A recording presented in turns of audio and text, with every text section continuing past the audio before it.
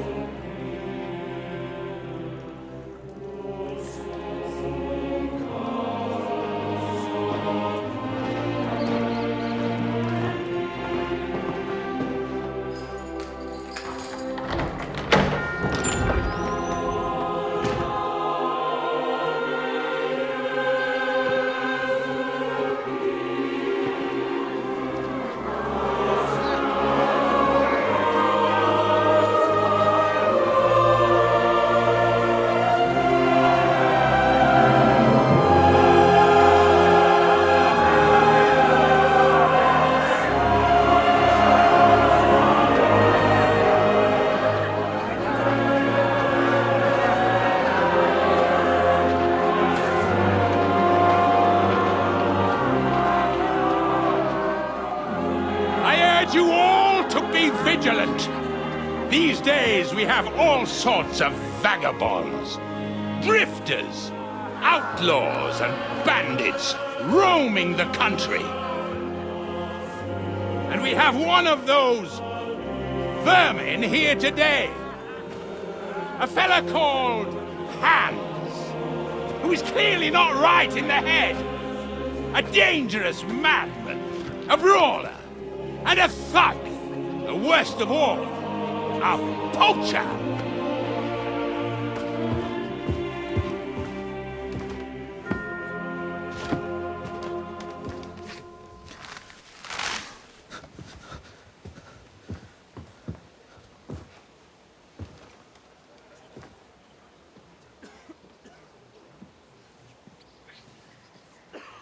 And so, for the damages he caused to our dear Lord Otto von Berghoff, he is sentenced to be hanged by the neck until dead! Stop! You can't execute this man. He's a noble. Captain Thomas here will testify that we're messengers from Ratoy. What is this nonsense, for Christ's sake? It's true. I am Sir Hans Capon of Perkstein.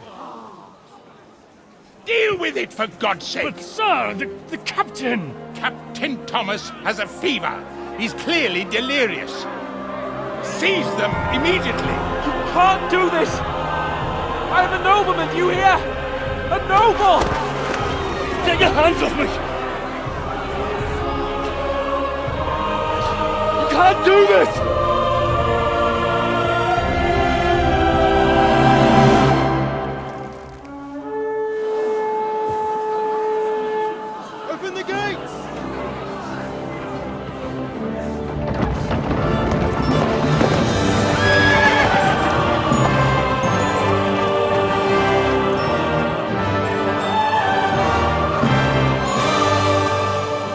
My lord. What the hell is going on? It was just a... It's a hanging. You can't hang him. He's a noble. That's for me to judge. Take him down! And for Christ's sake, help me off this horse!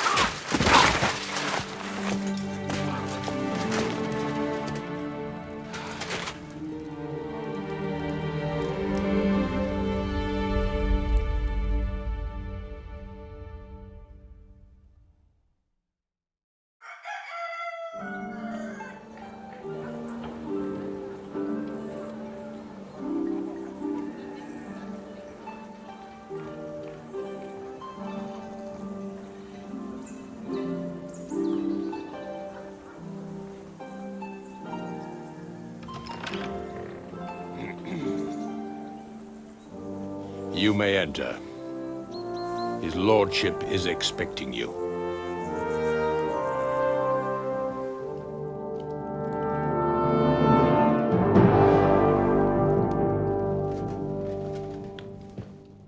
So, you're messengers from Ratai, huh? I was wondering when someone would turn up. All right, then. Let's hear it. My respects. I am Sir Hans Capon of Perkstein, and this is Henry of Skalitz, my escort. Welcome to Trotsky, gentlemen. I'd greet you standing up as befits, but I'm glad I can even sit at the moment. I heard you were ambushed by outlaws. You heard right. Those bastards did a job on me. And I got out luckier than most. Almost all the others were killed, including my page and my surgeon. So there is no one here to heal me, and I will have to inform poor Albert's father that his son died in my service. I hope your health will soon be restored, sir. We shall see. But now, you tell me what happened here in Herrgottsnamen. Why did my chamberlain try to hang you, Lord Capon? In truth, the welcome we got from your Master Chamberlain was somewhat... how shall I put it?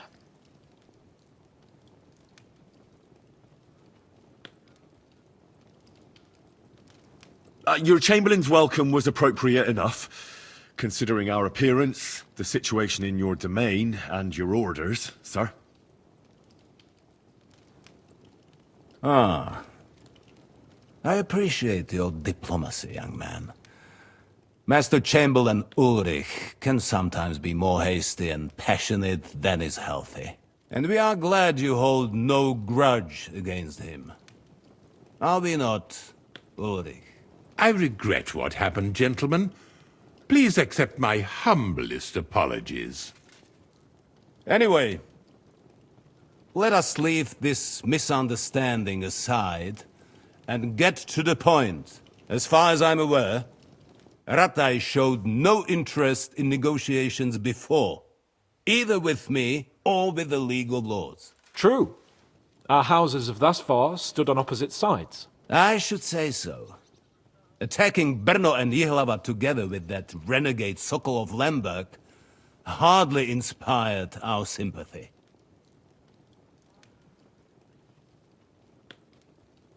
Now, we can all point the finger.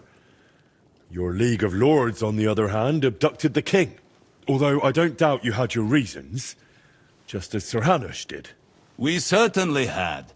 The main one being that your Wenzel is an irresponsible drunkard and idler who is hurting the Empire by his inactivity. But let us leave that aside. Tell me, what does Sir Hanush have on his mind? I am all ears. Unfortunately, during the ambush, we lost the letter we were carrying, so you'll have to make do with my word of mouth. All right. Go ahead and speak. In brief, Sir Hanush, Sir Radzig, and other lords take the view that the situation has got out of control.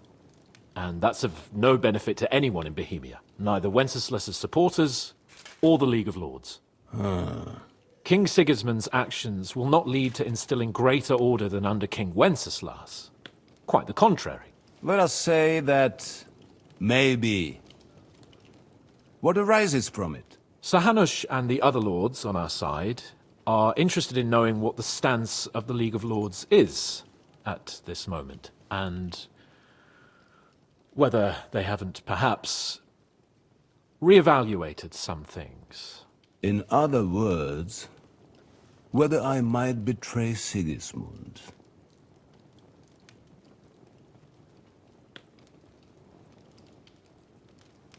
Well, betray is a strong word.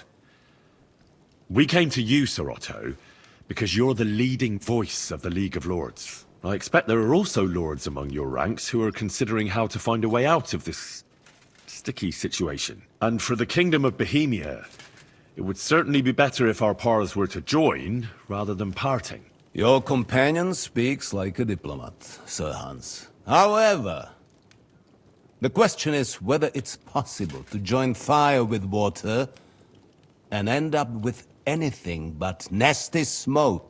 Nonetheless, Sir Hanush and Sir Radzik are right. There is disorder and anarchy in the land. Bandits riding roughshod all over. As we all know, to our cost. We've had plenty of experience of that at home too, sir. Only a short time ago we had to deal with a similar band. Then you will surely understand that before I begin debating who would be the better king, I must sweep my own doorstep. Only I'm damned if I know how to do that, since those bastards have wiped out half of my garrison, including my captain. If I may be so bold, sir, you're not the only one.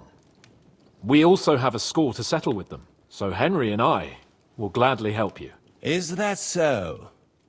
Now that is what I call the words of a knight, Sir Hans. Right now, we've got a common enemy, so we have common interests too. So then, sir, may we be of assistance to you? Indeed you may. Perhaps in the end we may really find some common ground. I need to muster sufficient reserves to deal with those outlaws once and for all. I'm summoning my vassals here to Trotsky. And since I don't have many men left to send as messengers, I will gladly accept your help. Just say the word, sir. Where should we go? You'll go to Nebakov, a small castle, or rather a fortress among the cliffs. The yeoman there, Jaromir Nebak, is an old hardhat and may not be very willing to fulfill his obligations. It would be useful if an eloquent noble like yourself visited him to explain him clearly why I need his whole garrison.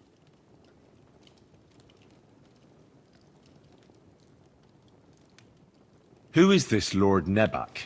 The lord of a smaller house with not much in the way of estates, just a fortress and lands, but he also owns a mill that provides a significant part of his income. His children are grown up.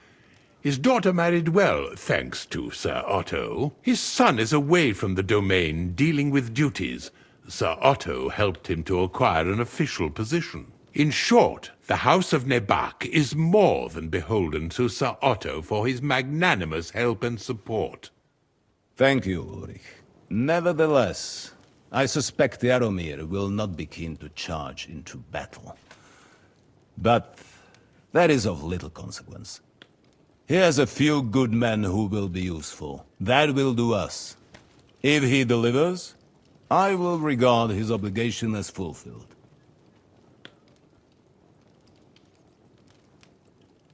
Is that all, sir? It's no simple task. Knowing Jaromir, if I sent a common messenger, he'd come back with a boot print on his backside. Dealing with the lower nobility can be tricky. They tend to be fixated on their own somewhat fragile status.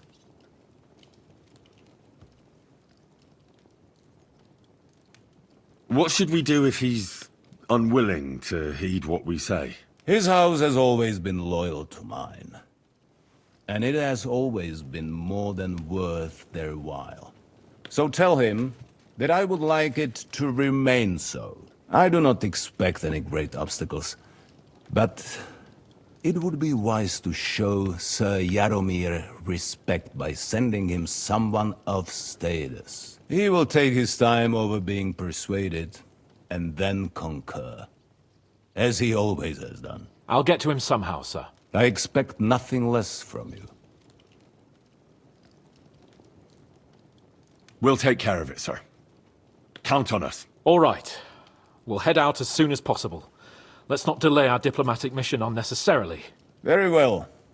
I think that is all for now. The Chamberlain will show you where you can put your heads down, and he will supply you with horses. And once we have resolved this little digression, we shall talk about